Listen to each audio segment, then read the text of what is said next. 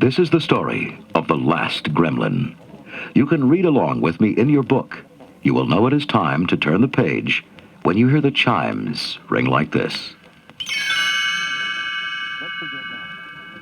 Let's begin now.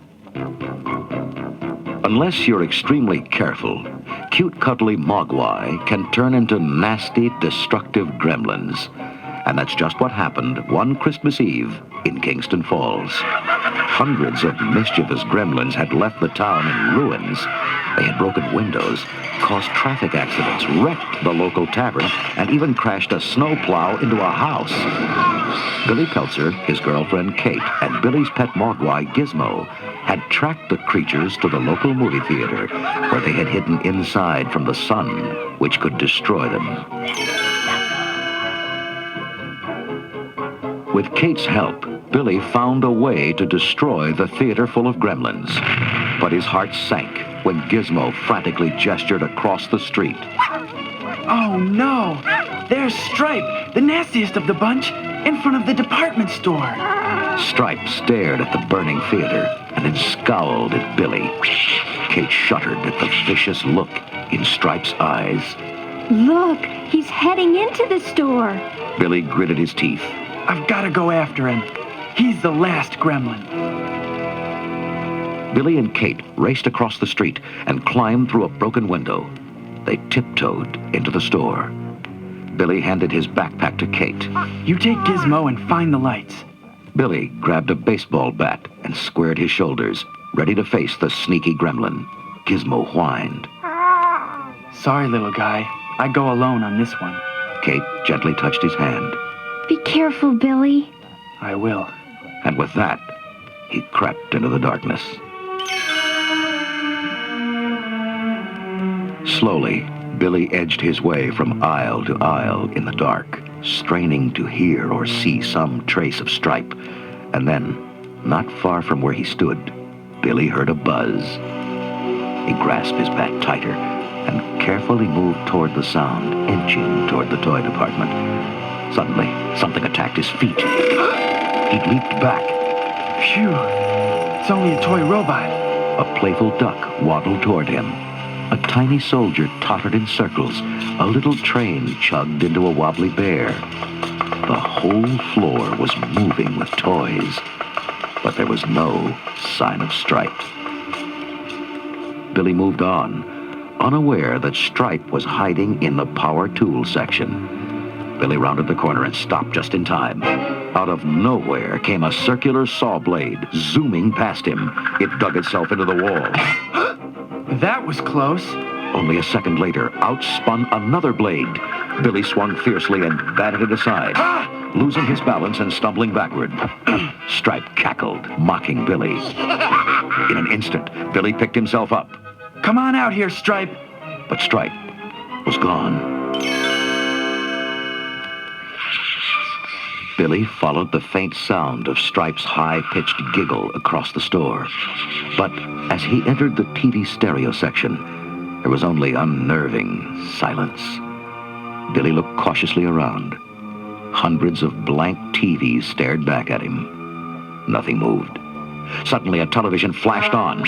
Stripe's face snarled at Billy in a giant close-up. Billy angrily smashed the screen with his bat. You might as well show yourself, Stripe. You can't hide behind a video camera forever. More TVs came to life.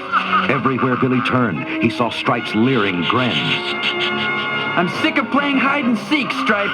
The gremlin gave one last cackle into the camera and disappeared. But this time, Billy spotted him as he scurried off. Billy raced into the main aisle and stopped.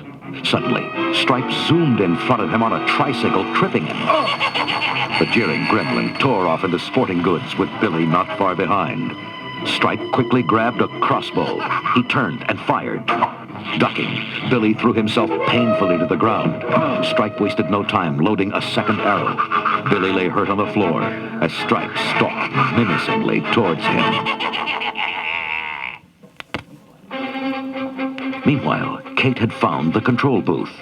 There are hundreds of switches, and I can't read all the labels. I guess I'll just turn everything on. In an instant, the store came to life. Fans spin, saws whirred, and dishwashers churn. But most importantly, the lights came on. Stripes suddenly screeched in pain. He dropped his crossbow and covered his eyes. He floundered helplessly, looking for darkness. Billy stood up. Good work, Kate. You've blinded him. Now we've got him. Then something strange happened. Stripes stopped short. His ears perked up. With sudden determination, he darted off in the direction of the garden department. Billy was confused. What's he doing now? Where's he going? Then Billy heard what Stripe had heard, and he realized where the gremlin was headed. Oh, no. Kate, there's a huge electric water fountain in the greenhouse. Stripe's going to jump into the water. Turn it off or it'll multiply, and soon there'll be hundreds more gremlins. Kate frantically searched for the shut-off switch. Which one could it be, Gizmo? There was no response. Gizmo? Oh, no! Gizmo's gone! Where'd he go? Stripe stood in triumph under the shower of water. Billy watched helplessly. Already bumps were forming on Stripe's body, and soon the bumps would turn into new gremlins. And once the process started, no one could do anything to stop it. Then from out of nowhere, Gizmo raced toward the greenhouse in a toy car. Billy watched in amazement. What's that little guy doing now? Gizmo sped around a corner and crashed into the greenhouse wall. The car flipped over, and the tiny Mogwai rolled out. He looked feverishly around, then raced to the cord holding the canvas cover of the skylight. Using all his might, he struggled to untie the knot. Then Gizmo's plan dawned on Billy. Of course. He's going to blind Stripe by uncovering the skylight.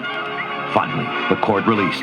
The blind flew open, throwing Gizmo across the room. Sunlight poured into the room, bathing Stripe in its brilliant rays. Stripe screamed as his skin began to crack. The ugly bumps withered, and he started to melt like a candle. Kate rushed in and embraced Billy. Oh, Billy, he's dead. Yeah, thanks to Gizmo's help. Gizmo?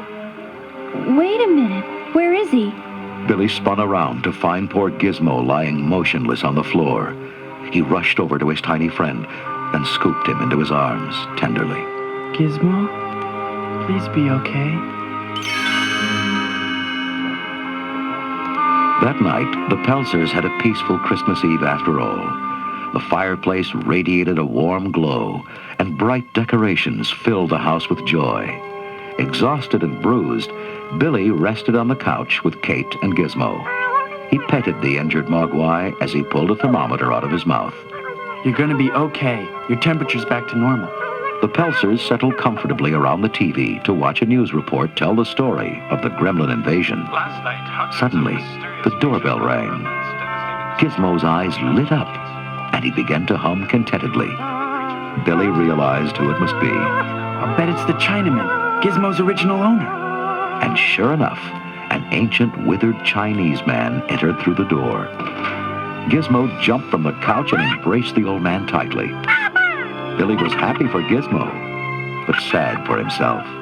Yeah, Gizmo, you really do belong with him, don't you? The old man was stern. You have done with Mogwai what your society has done with all nature's gifts. You people do not understand. You are not ready. Billy nodded to the Chinese man in sad recognition. Then the old man gently placed Gizmo into a small wooden box and turned to leave. But a sound from the box made him stop. He opened the lid, and Gizmo peeked out, his tiny eyes searching for his friend. Billy grinned. He knew that Gizmo would never forget him. As the old man stepped outside, he smiled at Billy. Someday, you may be ready. He turned and headed off, and Billy could hear the faint sounds of Gizmo humming the tune he and the Mogwai had once shared.